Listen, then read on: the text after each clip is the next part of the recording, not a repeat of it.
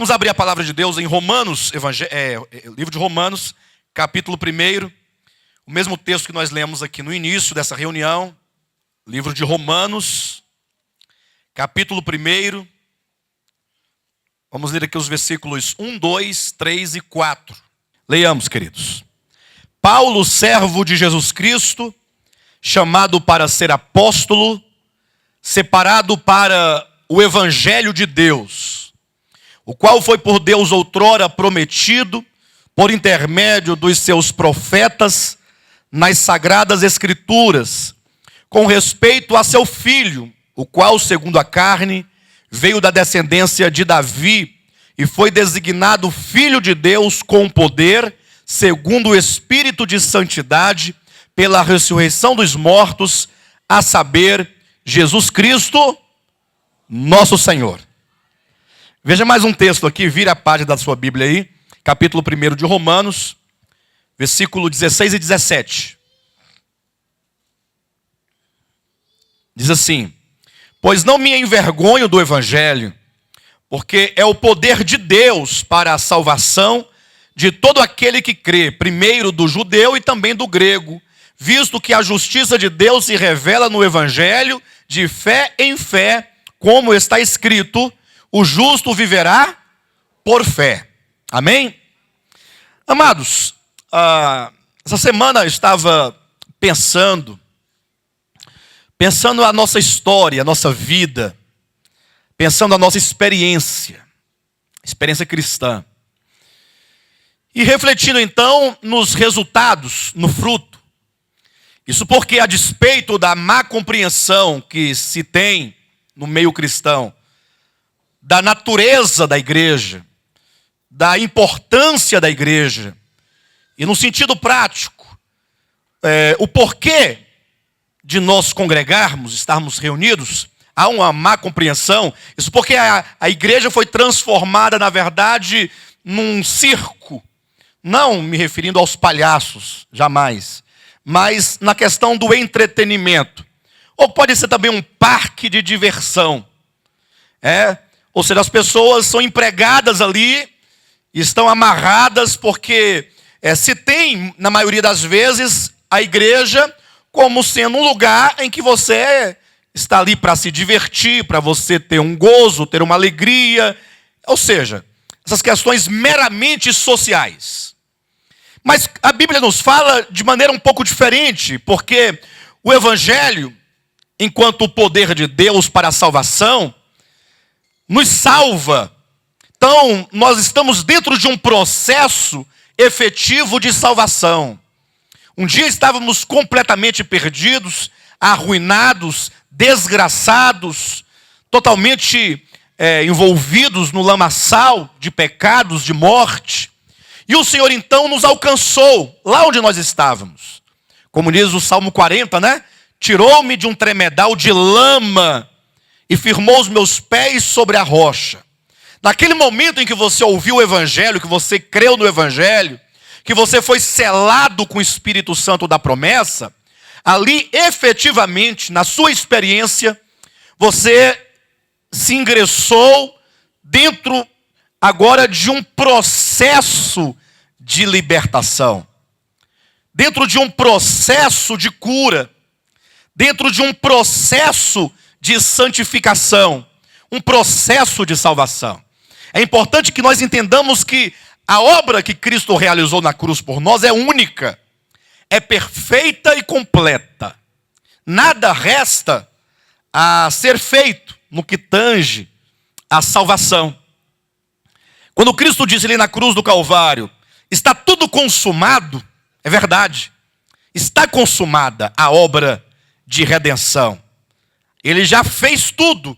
Em Cristo tudo está feito. A prova de que nele tudo está feito seria o texto de Romanos capítulo 8, versículo 29, que diz que aos que de antemão o Senhor conheceu, a estes o Senhor chamou, e aos que chamou, a estes o Senhor justificou, e aos que justificou, a estes o Senhor glorificou.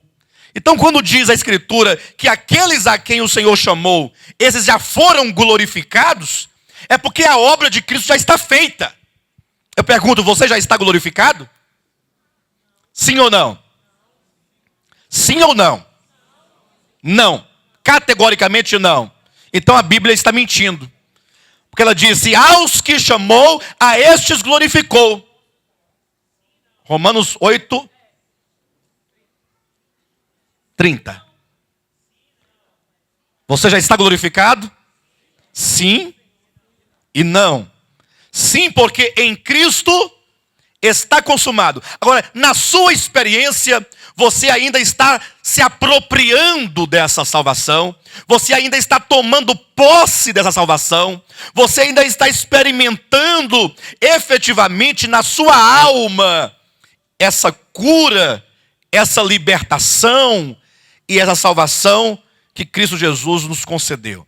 E aí nós entramos num ponto fundamental, que é isso que eu quero trazer para os irmãos nessa manhã, a reflexão acerca dos frutos, acerca do resultado. Porque muitas vezes nós ficamos tanto tempo, 10 anos, 20 anos, 30 anos ali, fazendo as atividades, indo para as reuniões, executando tantas coisas, e depois de tanto tempo você olha e fala assim, engraçado, eu ainda pareço o mesmo. Porque o fato de você ter mudado os seus hábitos, isso nada significa. Pastor, como nada significa? Nada absolutamente. Porque você não precisa de Jesus para mudar muitos dos seus hábitos. Pastor, mas como assim não precisa de Jesus para mudar? Ora, a pessoa que fuma, ela não precisa de Jesus para parar de fumar. No sentido de que muitas pessoas, até mesmo anticristãs, param de fumar. Ou não? Tornam-se vegetarianas, param de comer carne, passam a fazer exercícios físicos, não é? E ficam saudáveis. E pessoas não bebem, não tomam bebida alcoólica alguma. Pessoas altamente moralistas. E que muitas vezes podem ser ateus, inclusive, sem nenhum problema, agnósticos.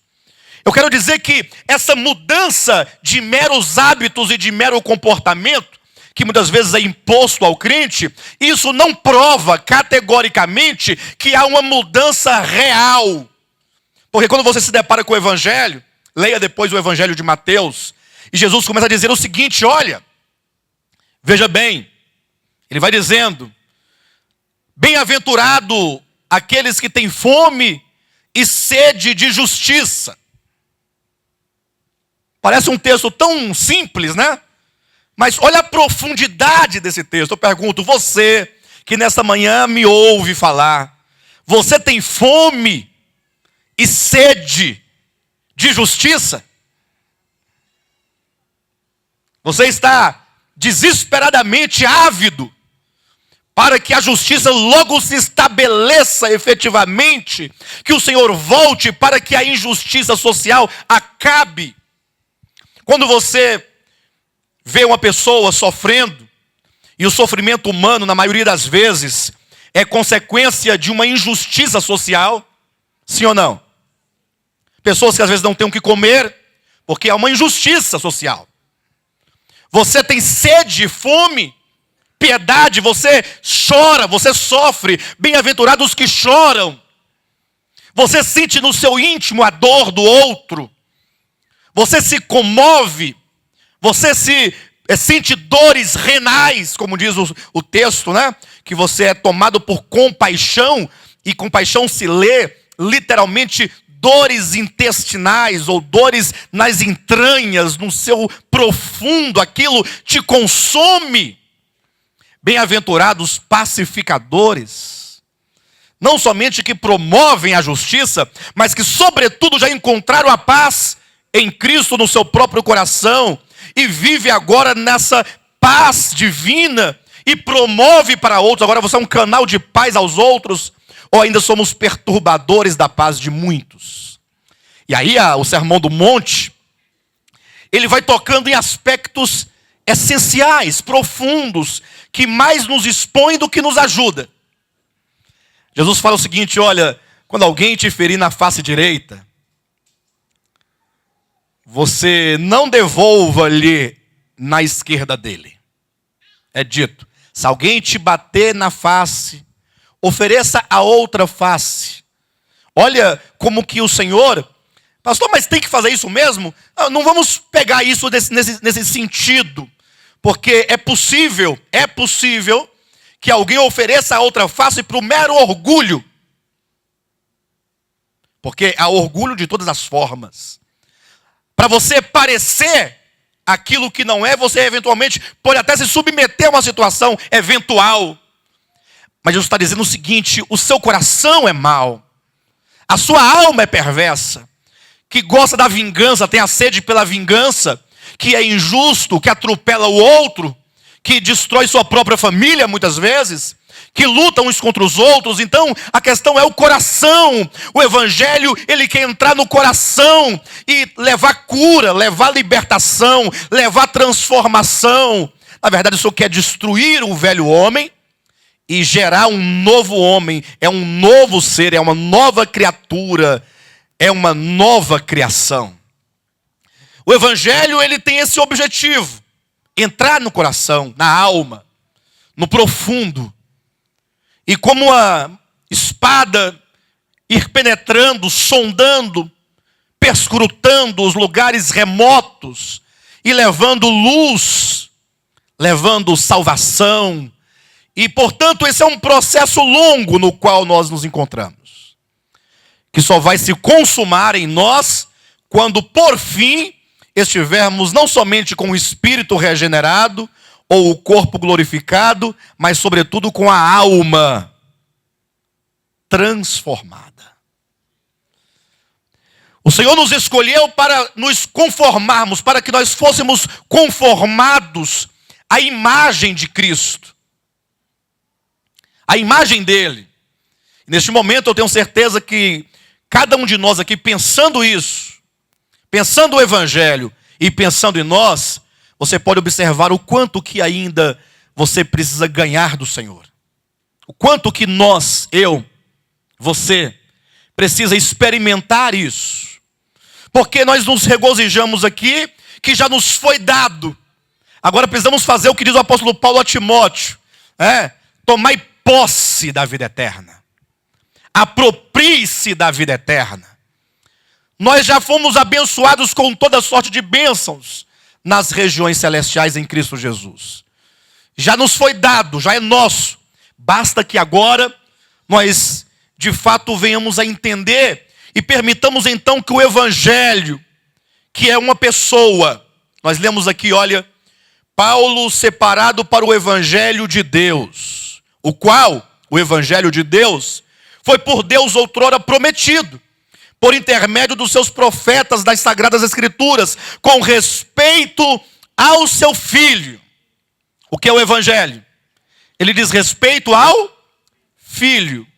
É preciso que nós permitamos que o Evangelho, enquanto o próprio Cristo, ele possa entrar no nosso ser e ir conquistando essa terra e conquistando as nossas vontades.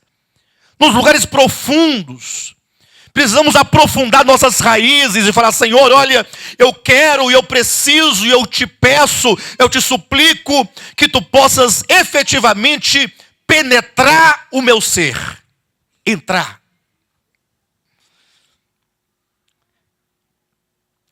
E eu sei que é complicado essas coisas, porque é o seguinte: nós passamos muito tempo, de certo modo, envolvidos na obra, fazendo muitas coisas, dançando, cantando, representando, administrando. Aí de repente você para tudo, assenta-se numa cadeira azul, depois de adorar o Senhor com algumas canções e ouvir alguns avisos, agora você vai ouvir. Muitas pessoas até reclamam: pastor, fulano não gosta de lá porque lá eles têm que ouvir. E eles não querem ouvir, eles querem fazer algo. Vamos fazer algum movimento que empregue as pessoas. Mas nós estamos preocupados com o quê, queridos? Com o fruto do evangelho em nossas almas. Entenda isso. Jesus está voltando. E nós precisamos reinar com o Senhor. Precisamos ser aprovados pelo Senhor. E muitas vezes nos faltam esses resultados do Evangelho.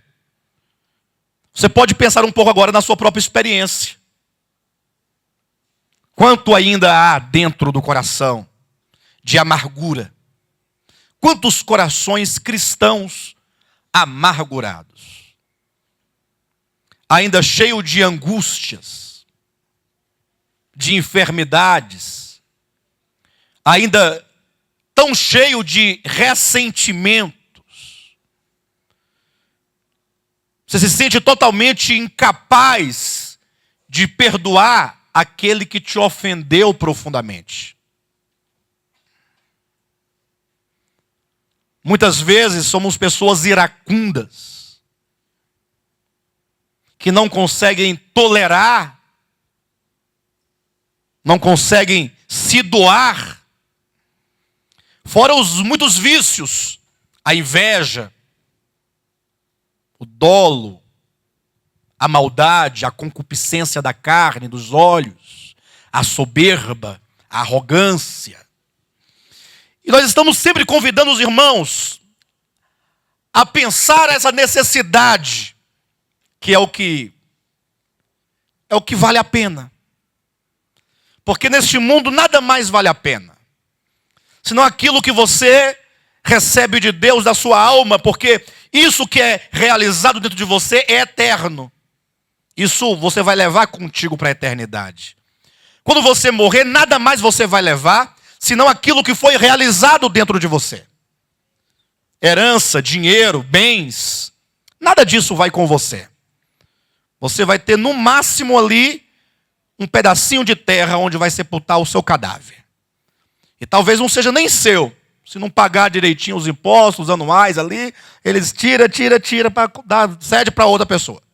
Para outro defunto. Esse defunto não paga. Não é? Para ficar lá na terrinha, tem que pagar. Hã? Em débitos. Se os vivos não pagarem por ele está enrolado. Vai, junta os ossos dele, separa, queima, joga fora. Não pode ficar aqui. Mas somente aquilo que o Espírito Santo realizou no seu coração, no meu coração, é o que vai contar do outro lado. Lógico, não estamos aqui jamais colocando em xeque a salvação eterna de Deus. Mas não podemos nos esquecer que, embora salvos eternamente, todos nós vamos comparecer diante do tribunal de Cristo, e cada um receberá segundo o bem ou o mal que tiver feito por meio do corpo.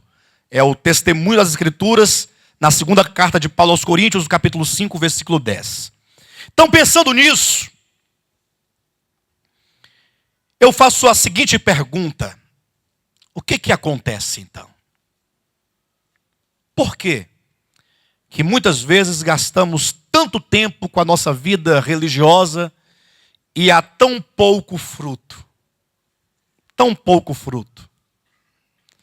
No momento que se diz que o cristão tem que fazer isso ou aquilo, fica fácil porque você dá ali uma cartilha. Mas quando se fala de ser interiormente, as coisas complicam, porque você não pode simplesmente colocar a mão no seu coração e arrancar as coisas ruins e estragadas e podres que lá estão. Então você precisa do poder do Evangelho. O Evangelho é o poder de Deus para a salvação de todo aquele que crê. Mas por que muitas vezes os resultados são menores ou inferiores ao tempo que nós gastamos nessa vida religiosa muitas vezes? É uma pergunta a ser considerada. Pense comigo por um momento. E aí eu estava lendo então o Evangelho de Mateus, nessa semana passada, quando então eu passei ali pelas parábolas, Mateus capítulo 13, se você puder abrir. E eu estava lendo então a parábola do semeador. E eu lendo essa parábola, Jesus ele explica a parábola do semeador, ele fala a parábola e então ele próprio a explica. Os irmãos sabem, a gente lê bastante, né? Lê muitos livros. Até compartilhei na quarta-feira com os irmãos alguma coisa desse capítulo. Mas sempre quando você lê na Escritura, naquela comunhão com a Escritura, com o Espírito Santo, você não deixa de ficar impressionado como que o Senhor fala, como é que Ele revela, como como ele traz ali coisas tão importantes, mas que nós com o tempo acabamos deixando de lado, acabamos por perder esse entendimento. Imagine só vocês comigo aqui que esse livro de Mateus, ele começa demonstrando Cristo buscando os judeus. No capítulo 10 fala, procurai as ovelhas perdidas da casa de Israel. Só que no capítulo 12, por fim, o povo de Israel chega numa situação de desprezar completamente o ministério de Cristo. E é aí então que dá uma guinada no livro, porque a partir do capítulo 13, Jesus agora ele se dirige aos gentios. Tanto é que a partir do 13, ele começa a falar por parábolas. Porque até então, ele não falava por parábolas. A partir do capítulo 13 em diante, quando diz assim, olha, naquele mesmo dia, versículo 1, saindo Jesus de casa, assentou-se à beira-mar. Então, dentro do contexto e do conjunto do livro de Mateus, esse sair da casa e assentar-se à beira-mar é profético, no sentido de que ele se retira da casa de Israel e se dirige à beira-mar, porque o mar, simbolicamente na Escritura, representa povos, multidões, é o mundo gentílico. Então, a partir de agora, o Senhor sai, e é dito que ele sai como um semeador a semear. Considere comigo. Ele agora vai lançar a semente em vários tipos de solos. Conforme a parábola, são vários tipos de corações. Não há, na verdade, nenhuma seleção. Ele joga a semente em todos os corações. Ou seja, o semeador lançando a semente é o Filho do Homem, em primeira mão, ou quantos vieram depois dele, os pregadores, pregando a palavra, falando a palavra do reino, que não é uma palavra ideológica meramente, não é uma palavra filosófica, não é uma palavra simplesmente no campo das ideias, não. Essa palavra que é o Evangelho é uma semente de vida, e por isso ela tem o poder de transformar corações, de mudar. Cristo agora ele sai para falar a respeito dos mistérios do reino. Ele quer agora trazer a revelação, essa mensagem do Evangelho, é essa mensagem do Cristo de Deus, é essa nova mensagem que é Deus alcançando o homem com o seu poder para transformar-lhe a vida.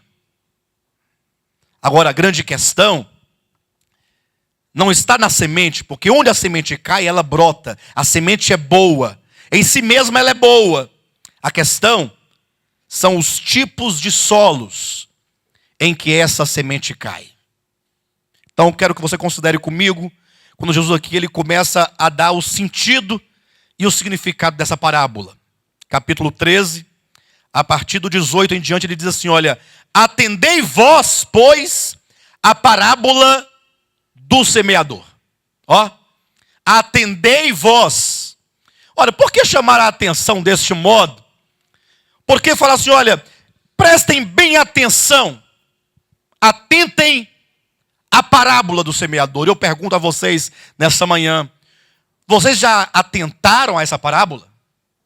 Eu não perguntei se vocês já leram, mas vocês já atentaram a ela? Já pararam para lê-la, para refleti-la, para considerá-la, sempre trazendo o sentido para a sua própria experiência?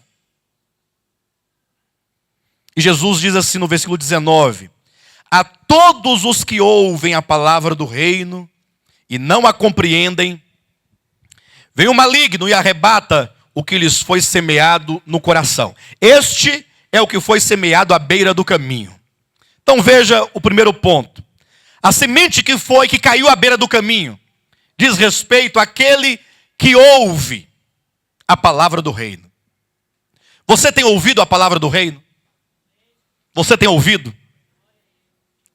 Você tem ouvido a palavra do reino? O que significa que a semente caiu no solo do seu coração. Esse semear, quem semeia sementes na parábola, efetivamente semeia palavras. Mas não é a palavra do homem, é palavras de vida, palavras do reino. Lembram que Jesus Cristo disse para Nicodemos, para se tornar um cidadão do reino, é necessário nascer de novo. Então não é uma questão de meros mandamentos, ou ordens, ou estatutos. Não, é uma questão de novo nascimento. Então a palavra é falada, a palavra é pregada, e muitos ouvem a palavra do reino. Você agora mesmo está escutando a palavra do reino. Mas é dito o quê? A todos os que ouvem a palavra do reino e não a compreendem. E este é o ponto fundamental. E não a compreendem. Muitas pessoas falam assim: pastor, olha, a gente vai aí na sua igreja, eles falam sua igreja, né? E é difícil, a gente não entende nada. Vocês falam, não entendemos nada. E eu fico pensando: Senhor, por que não entendem nada? Porque eu penso, a despeito da complexidade dos temas, nós sempre falamos de tal modo a levar a pessoa a compreender aquilo que se diz. Eu sei que essa pessoa não vai chegar a primeira vez e vai entender tudo, mas ela vai compreender o que está sendo dito. Olha, o pastor disse que os nossos problemas estão na nossa alma, estão no coração, e eu posso identificar muitas coisas na minha vida, quando eu vou ao meu trabalho, o meu comportamento, nos meus relacionamentos, no meu casamento, nas minhas amizades, no meu viver, eu consigo identificar coisas que têm que ser curadas, saradas, e que isso só é feito pelo poder do Evangelho e nada mais, que tem que penetrar o meu interior e me iluminar e me curar e me restaurar, e eu preciso crer nessa palavra. Mas quando diz que muitos não a entendem, não compreendem, é simplesmente pelo fato de quê? De não querer compreender. De não querer compreender. Porque esse assunto não te interessa nada. Esse assunto não é a sua busca, não é o seu alvo, não é o seu objetivo. Porque se você parar, falar: Senhor, eu quero entender a palavra do reino, e você atentar às palavras, o Espírito Santo vai fazer com que você compreenda. Olha só o que diz aqui no capítulo 13, versículo 13. Por isso, lhes falo por parábolas, porque vendo, não veem, e ouvindo, não ouvem. Não, nem. Pastor, então está claro. Então me parece que houve uma contradição, porque o texto me parece dizer que o Senhor falava por parábolas exatamente para que o indivíduo não ouvisse, para que vendo não visse, ouvindo não ouvisse e não entendesse. Então o problema não está no homem, está em Deus. Calma. É porque esse primeiro momento, o falar de Cristo aos seus discípulos é apresentando Deus enquanto soberano. Mas o homem não escapa da sua responsabilidade. Escapa? Olha o que diz o versículo seguinte: de sorte que neles se cumpre a profecia de Isaías. 2 pontos. Ouvireis com os ouvidos, e de nenhum modo entendereis. Vereis com os olhos, e de nenhum modo percebereis. Por quê? Por quê, queridos? Porque o coração deste povo está endurecido. A semente que caiu à beira do caminho, caiu num solo endurecido. Porque de tanto trafegar ali, os animais, trafegarem os carros, os bois, as pessoas, a terra foi ficando batida, foi ficando socada, de maneira que ela endureceu, e a semente, portanto, só pode ficar na superfície. Inevitavelmente ficará na superfície. Porque se você ouve, ela entra. Só que não há o interesse, não há uma disposição, não há um querer, não há uma busca, não se sente, não se percebe a necessidade, e por isso se despreza. Porque a semente não pode ficar sobre o solo, ela tem que ser plantada no solo, E quando então alguém permite que a semente fique sobre a superfície do solo, é porque há um desprezo a ela. E diz assim, portanto, porque o coração deste povo está endurecido, de mau grado ouviram com os ouvidos e fecharam os olhos. Olha, fecharam os olhos, para não suceder que vejam com os olhos. Eles fecharam os olhos para quê? Por que eles fecharam os olhos? Vamos na escritura. Por que eles fecharam os olhos? Eles fecharam os olhos? Sim ou não? De acordo com o texto de Isaías, trazido agora por Cristo para o Evangelho de Mateus. O coração deste povo está endurecido, de mau grado ouviram. Como foi que eles ouviram? De mau grado. A mensagem não acaba logo. Calor desse. Uma fome danada. O churrasco lá está esperando. Meu povo está chegando lá em casa. Não é? Reunião sem graça. Não tem nem uma dança, uma dancinha. Tem umas irmãzinhas dançando. De leg.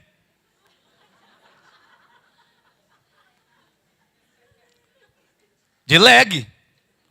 É? Ou então os varões com aquelas calças de dançar capoeira. Coisa feia, ridícula. Horrível. Horrível.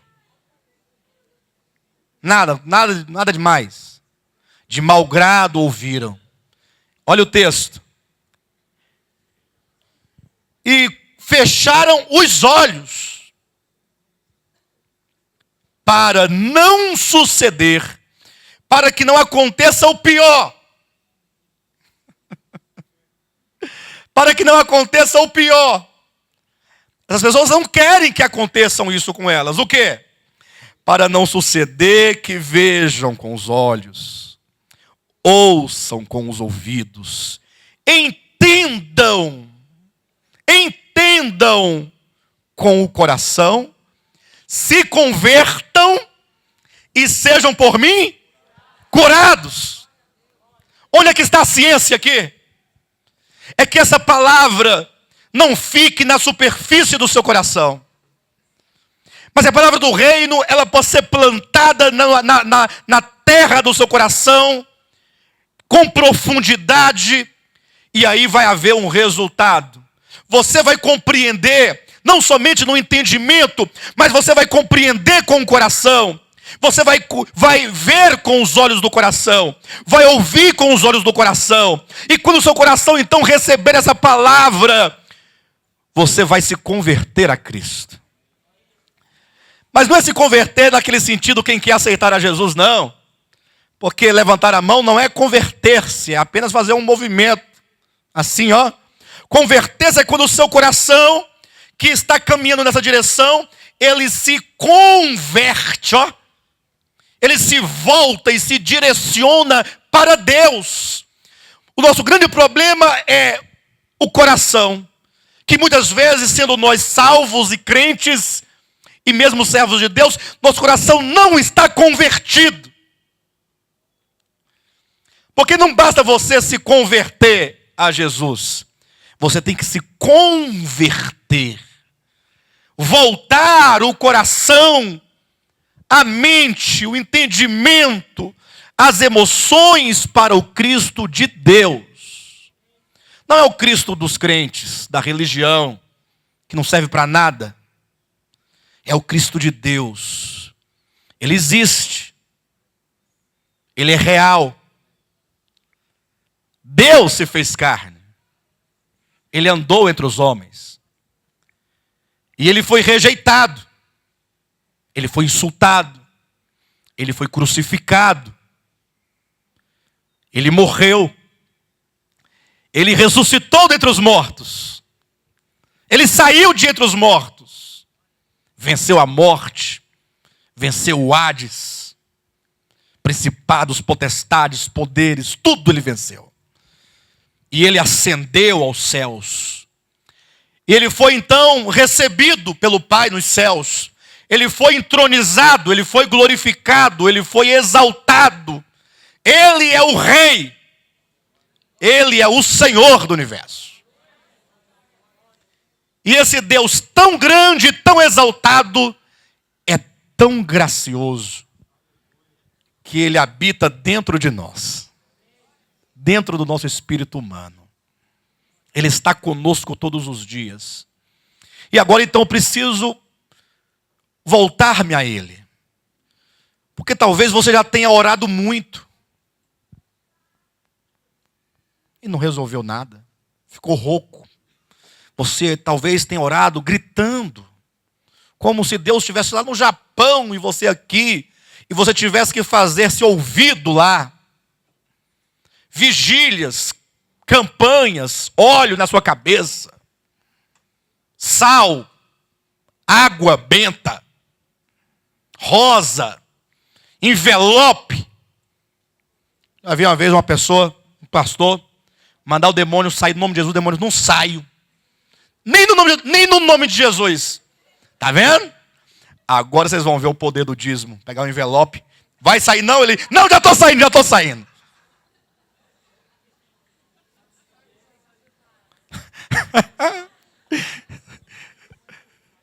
Demônio sem vergonha, né? O demônio, não sei. Tem um problema aí, queridos. É um problema. Muito grave. Muito grave. E talvez nunca tenha tido um resultado. Olha o texto. Vejam com os olhos, ouçam com os ouvidos, se convertam e sejam por mim curados. É o evangelho. Curados. Pastor, mas eu busquei tanto, orei tanto. O problema é que talvez você não tenha buscado a Jesus. Porque para buscar a Jesus é muito simples. Você vai ter que se despojar e se despir de tudo.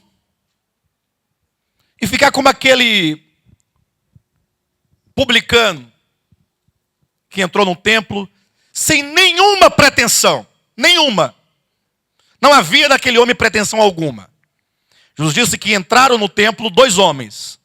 Um publicano e um fariseu. O fariseu é aquele crente típico de que ele estabelece a base do seu relacionamento com Deus por meio daquilo que ele é capaz de fazer.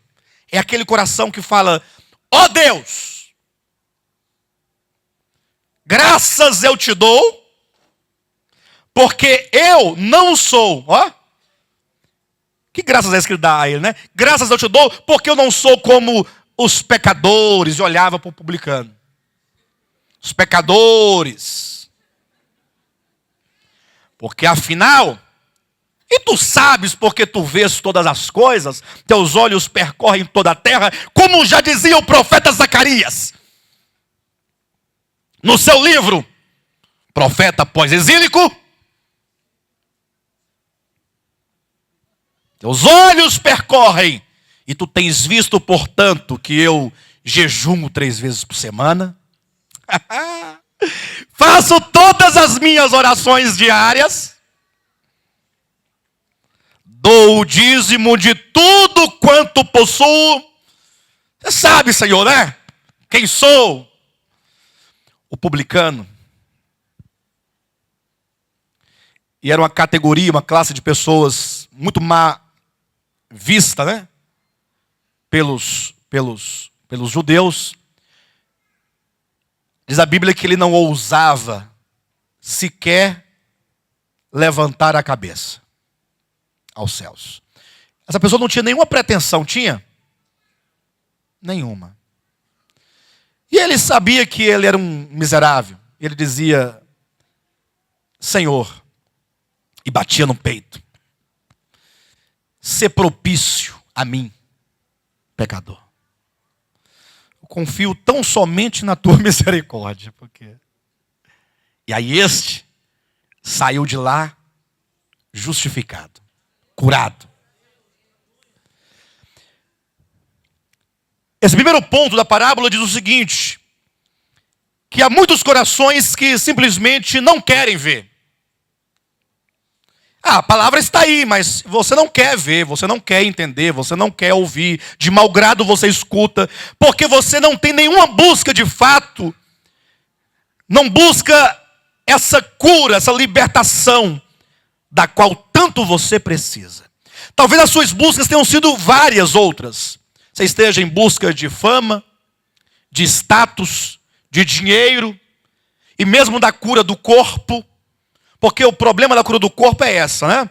Sua alma pode apodrecer, cheia de ódio, de amargura, cheia de mentira, de inveja, de dolo, não tem nenhum problema. Mas se sentiu uma dor nos rins, corre para o médico. Doutor, me ajuda. Está doendo aqui, doutor? Dói tudo. Faz qualquer coisa. Se doer a cabeça, se doer o dente, você corre ao dentista. Você quer ser curado. Ninguém quer ficar doente. É normal. A dor não é legal. A doença não é nunca bem-vinda para ninguém. Mas e a alma? E a alma? Quando Jesus disse, buscai, pois, em primeiro lugar o reino de Deus e a sua justiça, ele quis dizer que é uma prioridade. E que todas as demais coisas ocupam segundo, terceiro plano. A ordem de Deus ao se tratar do homem é espírito, alma e corpo. O corpo está em último lugar. Não é sem razão que no propósito de Deus, no plano de Deus, o corpo será o último a ser alcançado pela redenção. Paulo já dizia em Romanos capítulo 8, versículo 24 e 25, que nós, os que cremos e que recebemos as primícias do Espírito, nós aguardamos pela redenção do nosso corpo. Ora, se você aguarda pela redenção do corpo, é porque seu corpo ainda não foi redimido. E como diz claramente no capítulo 8 de Romanos, redimido do cativeiro da corrupção.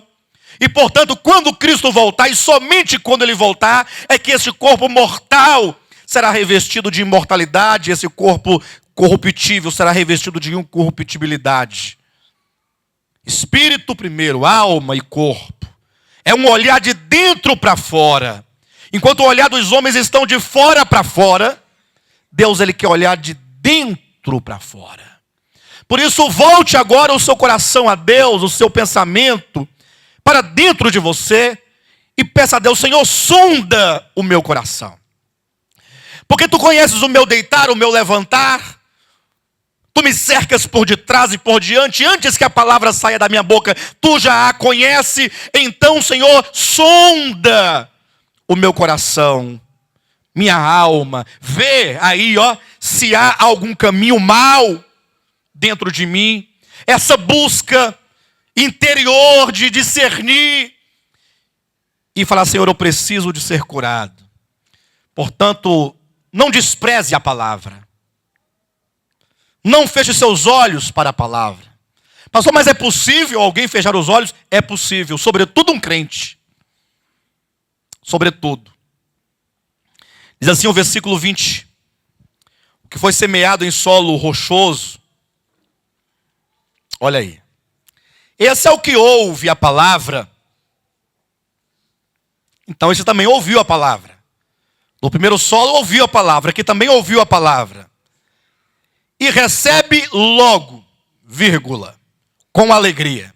Isso aqui é um problema muito grave, porque a pessoa ouve e fala, maravilha, nunca tinha ouvido uma palavra dessa, que coisa gloriosa. E a pessoa se empolga e já começa a se envolver e agora ela quer porque quer tal. Fala, cuidado, irmão, calma. Porque muitas vezes, nem sempre, mas na maioria das vezes, isso é um sintoma. Um sintoma de superficialidade. Você precisa de ter um coração mais profundo. Talvez existam aí algumas pedras, e a questão aqui não é a pedra em si, é a superficialidade, pouca profundidade, muita emoção. Muitos se emocionam com facilidade, profundamente emocionados, pulam, gritam, saltam, divulgam, propagam, e se esquece que é verdade que essa palavra nos traz alegria. Mas já foi dito tanto para o profeta Ezequiel quanto para o profeta João no Apocalipse, que a palavra de Deus, ela é doce na boca, mas ela é amarga no estômago. No momento que você fala, olha, eu quero comprometimento com a palavra de Deus. E aí eu estou falando de discipulado. Porque você pode ser um salvo e não ser comprometido com a palavra de Deus. Você pode ser um salvo e não estar comprometido com o reino de Deus, não estar comprometido com as coisas de Deus. Vocês entendem isso? De maneira que é preciso, então, que você olhe e diga, Senhor, eu preciso de mais profundidade, menos emoção. Porque a tua palavra, ela é doce, traz alegria. Mas, diz o texto, no estômago ela será o quê? Amarga. No momento que você se comprometer com a palavra, você vai sofrer. Você vai sofrer. Não se engane com o evangelho. Mas não é um sofrimento qualquer. É um sofrimento cheio de graça. É um sofrimento porque você vai perder muitos amigos. E pessoas a quem você amava ou ama, ou que te amavam, e que pareciam ser os teus amigos tão próximos, tão íntimos, vão agora te criticar, vão falar mal de você. Diz a Escritura, mas não tem raiz em si mesmo. Essa pessoa não tem raiz em si mesma. Ou seja, é uma pessoa superficial, emotiva, tão somente. Sendo antes de pouca duração.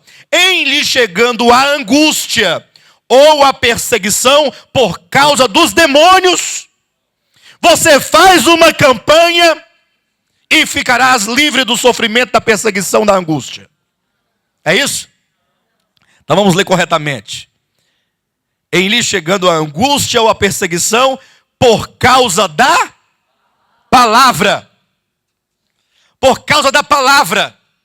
A palavra, ela traz consigo, ela atrai perseguições, angústias, dificuldades.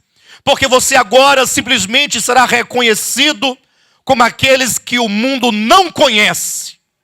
Você agora está na busca daquilo que há de mais importante, de mais essencial. Aí quando vem a angústia ou a perseguição, aquela pessoa que recebeu a palavra com alegria, ela logo se escandaliza. Aí abandona. Não pode continuar, não tem como continuar. Ela se frustra. Ela pensava, poxa, mas era tão boa aquela palavra, de repente ficou tão ruim. Logo, logo, essa pessoa vai perceber que não houve muito resultado na vida dela. Engraçado, parábola tão simples dessa, mas com significado tão profundo.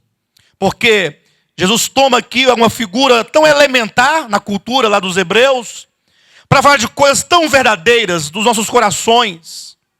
Versículo 22 diz, o que foi semeado entre os espinhos é o que ouve a palavra.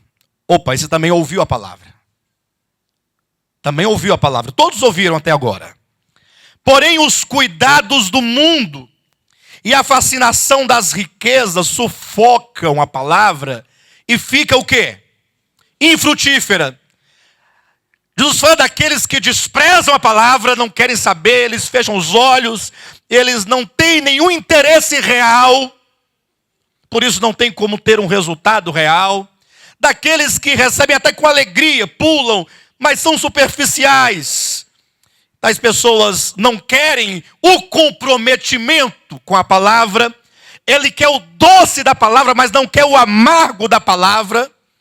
Agora falando daqueles que ouvem a palavra também, mas eles estão seduzidos. Porque esse mundo, conforme ele se estrutura diante dos nossos olhos, ele cega as pessoas. Na verdade, ele ilude as pessoas. As pessoas ficam fascinadas pelas riquezas, pelo dinheiro, pelo poder. Queridos, nós temos visto uma quantidade enorme de cristãos infrutíferos. Cristãos infrutíferos. Salvos. Por que não? salvos. Salvo e frutífero. Pastor, eu tenho sentido minha vida seca. Na minha experiência, eu tenho profunda dificuldade até de orar, de congregar. Me sinto como um arbusto solitário no deserto. Aquele calor escaldante do deserto. Então vejam. O que foi semeado entre os espinhos é o que ouve a palavra. Porém, os cuidados do mundo. Queridos, eu sei que nós precisamos de comer, de vestir, de construir, de edificar, de casar. Não é? Vai casar logo, logo, né? Já está marcado o dia? Vamos marcar. Tem que marcar. Porque quando fala que vai casar e nunca marca o dia, nunca casa. Tem que ter pelo menos um mês. Ei, pessoal. Vocês entendem essa questão? Tem que casar, tem que edificar, plantar, comprar, adquirir. É normal. São necessidades humanas, muitas vezes básicas, outras vezes não tão básicas assim. Ora, o problema é quando você é tomado, seu coração é tomado pela essa busca. Como se porventura toda a sua busca fosse suficiente para resolver seus problemas durante a vida e depois da morte. Os cuidados do mundo. O que são os cuidados do mundo, queridos? O que são os cuidados do mundo?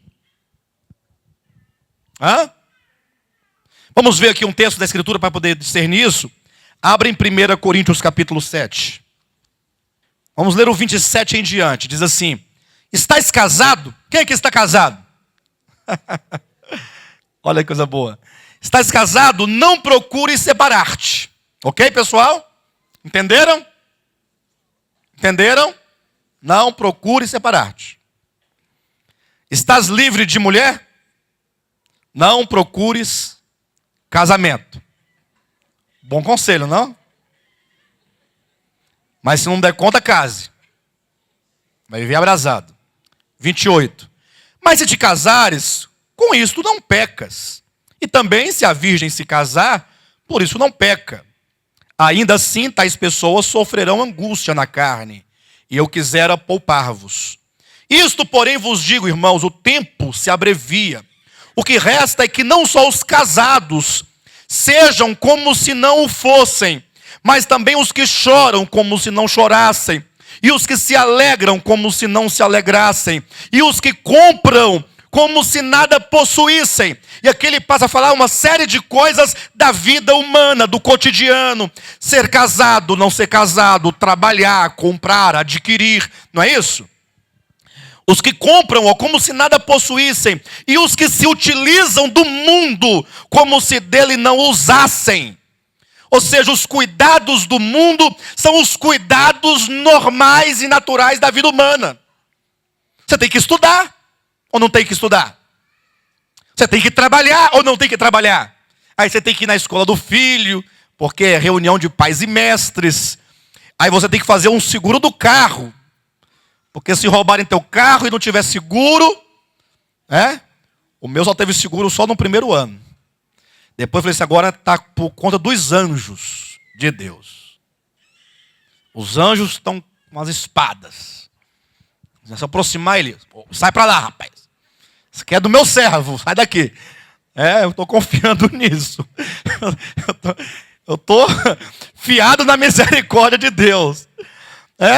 Aí você tem que ir à feira, comprar alface, tomate. Os cuidados da vida. Então veja que Jesus Cristo coloca assim, aquele que caiu entre os espinhos é o que ouve a palavra, porém os cuidados do mundo. Então até mesmo os cuidados do mundo pode ser um empecilho. Até os cuidados do mundo. Não nos é dito aqui que você deve abandonar os cuidados do mundo, mas que você deve tomar o cuidado de que esses cuidados do mundo não venham te atrapalhar. Então você tem que se planejar.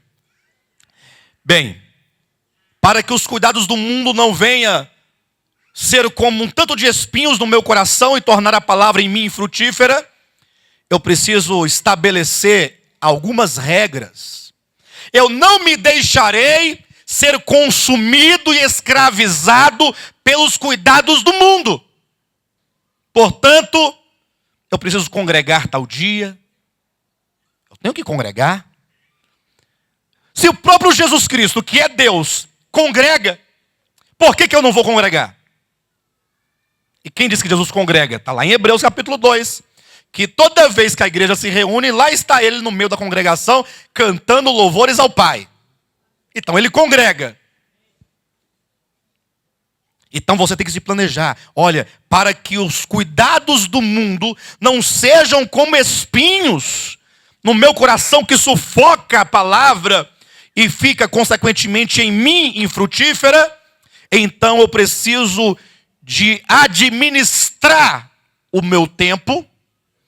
Eu preciso administrar os recursos materiais, até porque é dito em seguida, e a fascinação das riquezas. Muitas vezes nós ficamos iludidos com as riquezas. O problema não são as riquezas em si mesmas, mas é a fascinação. Você fica tão deslumbrado que agora você se atira a todo preço, a todo custo em busca dessas riquezas. E aí você sacrifica a sua família, você sacrifica os seus filhos, sacrifica a sua comunhão com Deus, e você vai sacrificando. Vivemos num tempo em que nada mais é tão precioso quanto o dinheiro ter.